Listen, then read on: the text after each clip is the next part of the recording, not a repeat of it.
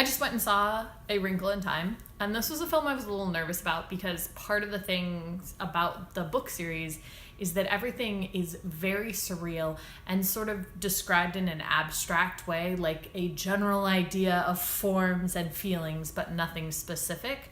And so I wasn't sure how well they would be able to translate that to the screen. I thought, all in all, they did a decent job. It's pretty changed as far as the story goes, starting with the main fact that they made Charles Wallace adopted, which was kind of weird. But it does have a good flow, and I thought that the visuals were really interesting, even if they weren't sort of the same thing I had imagined from reading the book, but that's not necessarily a bad thing. Spoilers abound ahead, so you have been warned. Basic premise of this is that there's this young girl named Meg whose father vanished. He was studying something. He was a NASA scientist, and he vanished. And she has a younger brother named Charles Wallace who's super precocious and perhaps has psychic powers. And he meets these three ladies, Mrs. Who, Mrs. What's-It, and I can't remember. Mrs. Witch. And they are actually at one point were stars. They're like warriors for the light, and they help Meg and Charles Wallace and their friend find her father. And they have these strange adventures where they go to strange planets, and they do this thing called tessering, which is where you like fold time and space and move from spot to spot like you do in a lot of sci-fi films, except that they call it tessering in this instead of whatever else you might call it in a different sci-fi film.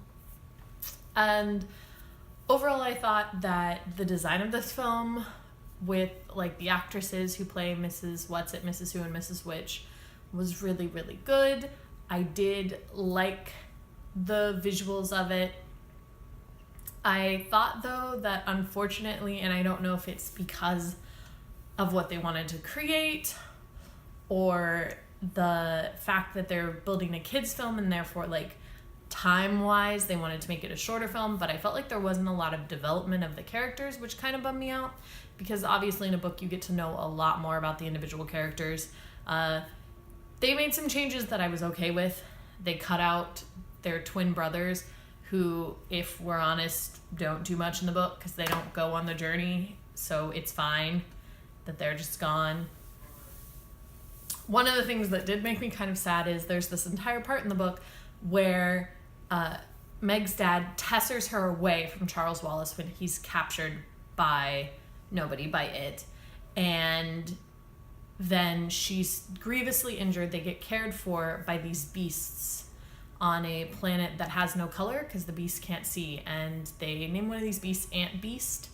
And Ant Beast takes care of Meg, brings her back to health, and then she goes back alone to fight it and bring Charles Wallace back. And I understand from a general, like, director standpoint and editor standpoint why that wasn't necessary for the story, and it was a good thing to cut. So instead she just fights her father when they're tessering and stays and frees Charles Wallace. But it did kind of make me sad because Ant Beast is pretty awesome and one of the coolest characters in the entire Wrinkle in Time, and I kind of wanted to see her, so I was a little bit sad about that. Plus it's the moment where Meg does really grow, so they had to sort of show that in a different way, and I felt like maybe that was a little bit lost, but it's fine. And overall it was very enjoyable, especially for kids. I thought it was easy to digest. They had the explanations make sense, and also it wasn't too dreadfully long, and I think it kept pace really well. I thought that they added a little bit of snark for the misses, which was kind of fun.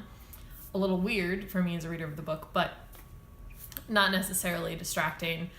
The only other thing that I kind of missed was when they were visiting the planet, there's this whole idea that like it takes over your mind and then it keeps a pattern and you just run through this, and there's this weird bureaucracy of the place with people coming and going, and they spend a lot of time on that planet and interact with the different people.